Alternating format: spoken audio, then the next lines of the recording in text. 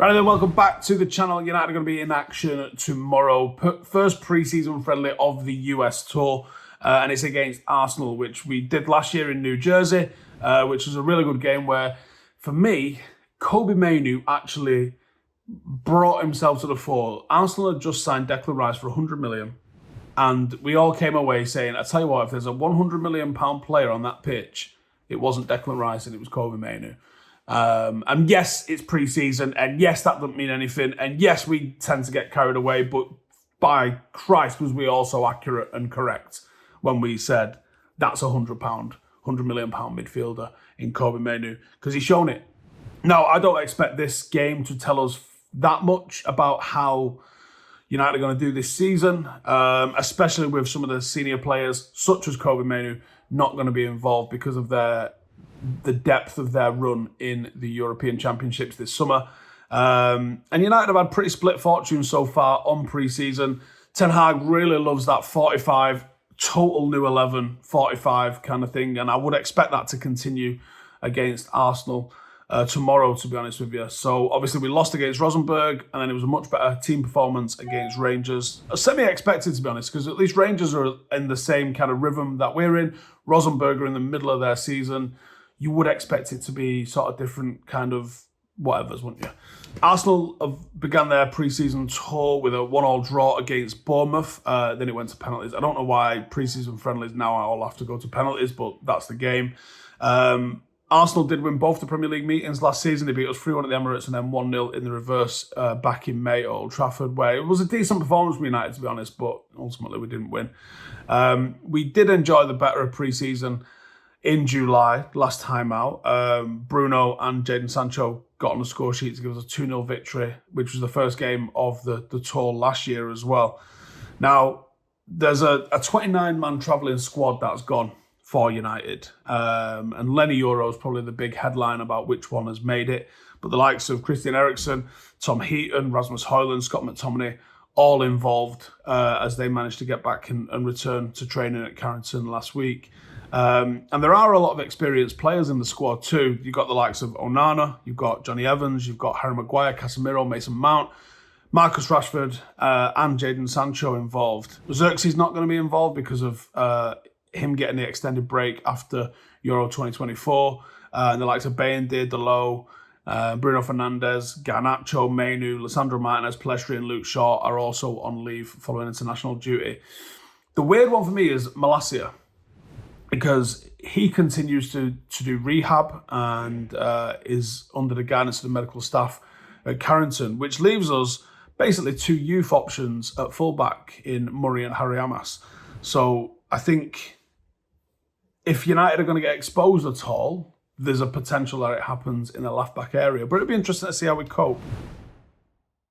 Now, Arsenal, they're going to look to hold possession. Whether it's pre-season or not, I think Arteta's got quite strong tactical principles. They're going to have that 3-2-2-3 kind of set-up formation. They have that little box midfield, which is where players are going to look to try and create numerical superiority in midfield. The fullback inverts, becomes one of those midfielders, and it's usually Zinchenko if Tomiyasu doesn't play. Tomiyasu doesn't invert in the same kind of way, but Zinchenko will kind of invert into that sort of number 6 sort of area. It doesn't really have the same technical sort of level of quality or detail like you get with Zinchenko. And inverting in the build-up gives Arsenal just that little bit of an extra man in midfield. You don't necessarily need 4 across the back. 3 is enough. And having that extra body midfield usually allows Arsenal to outnumber people.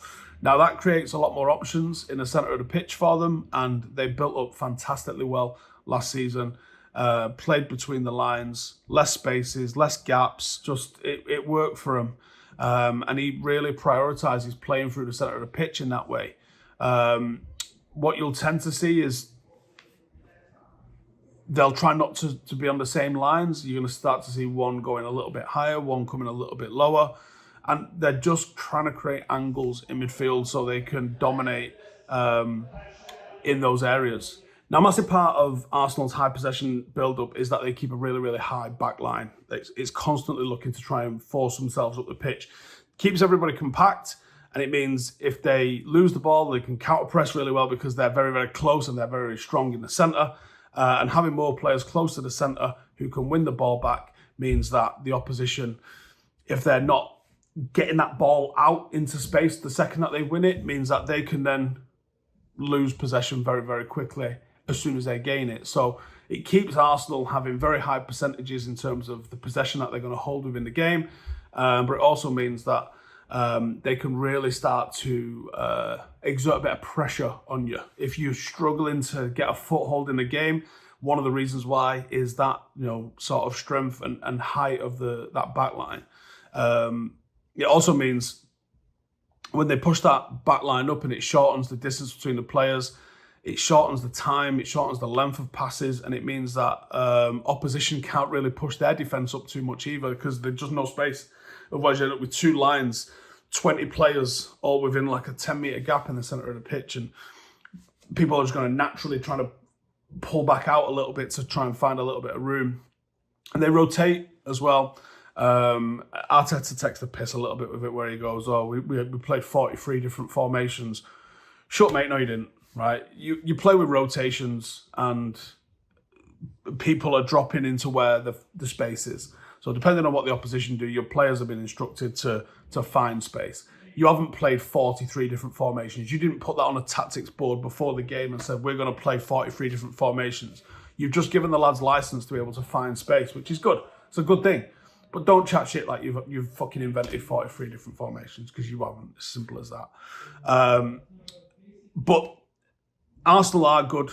I thought they played the best football overall last season.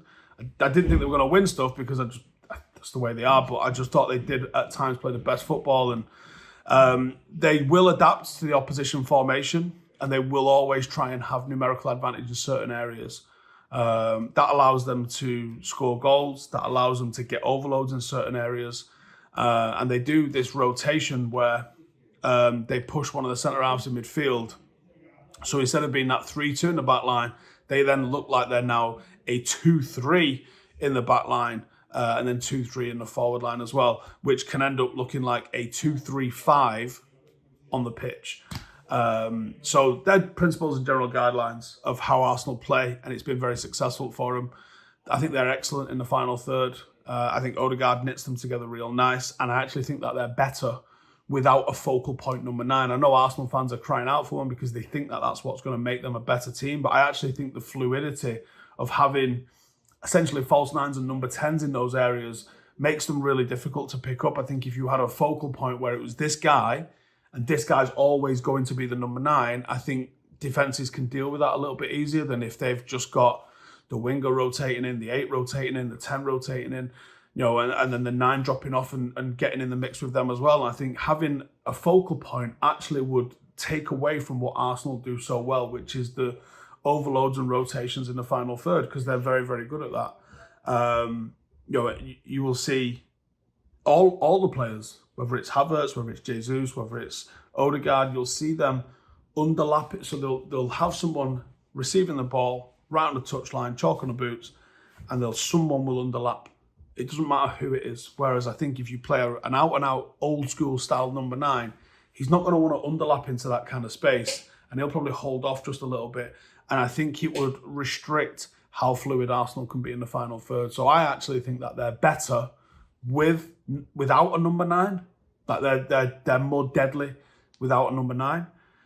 Even though that they'll probably say, we need someone who's going to score those goals at those times. I don't disagree with that, but I think the way the system works for you, I think you're better without that focal point number 9. And again, without the ball, they're going to look to be aggressive. They like high pressure and high pressing. Arteta usually wants his teams to go man-to-man when it goes to the pressing. And they do win the ball high up the pitch, and they will look to get goals thanks to the high press. Arsenal team, I'm expecting this. And a star man for me, Martin Odegaard probably. He was their standout last season. He was Arsenal's player of the year. He is the most technically sound player and their most creative. He's very clever. He picks up excellent, dangerous positions. I think he'll be even more dangerous because he's going to be more suited to the pace that I think you're going to see in pre-season friendlies.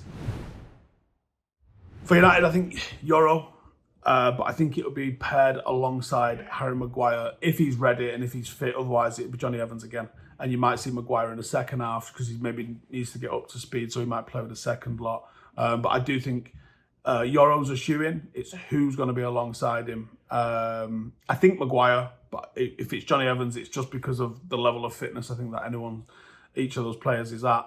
Wan-Bissaka at right back, and I think it's going to be Sam Murray at left back.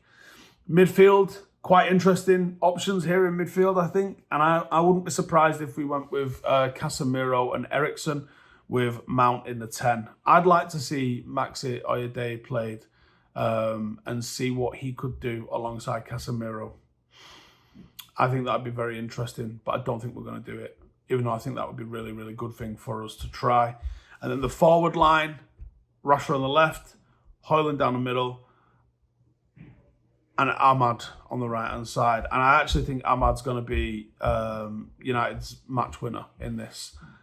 He's got the opportunity to kick on from the performance that he put in against Rangers. I think a lot of people need him to and want him to kick on. Zinchenko is the weak link in Arsenal's defence, and Ahmad has the ability to exploit that. He might be the one player in the team that looks after the ball the best as well, certainly in the final third of years. And United might need to go to him to alleviate the undeniable pressure that you will get put into because of Arsenal's ability to just sustain possession and pressure. But that's how I see the game going. Give us your score predictions if you're asked. It's pre-season, so we don't really care, do we? We just want to see some good performances, some good patterns of play, some nice defensive structure, and I think we'll be pretty happy with that one. But anyway, take it easy. I'll see you in the next one. Laters. Hey, thank you for watching the video. If you are new around these parts, then don't forget to subscribe. My channel is proudly supported by my community on Patreon. If you'd like to get a little bit of extra content, a Discord group, meetups, five-a-side games, weekly podcasts, behind the scenes, and even an occasional bit of transfer news as and when I get it, then for the price of a pint, you can show your appreciation for the content that we make and get some goodies for doing so as well. Check the link in the description or click the button right here. You'll also find all of my socials here too if you want to follow me on any of those platforms. Nice one.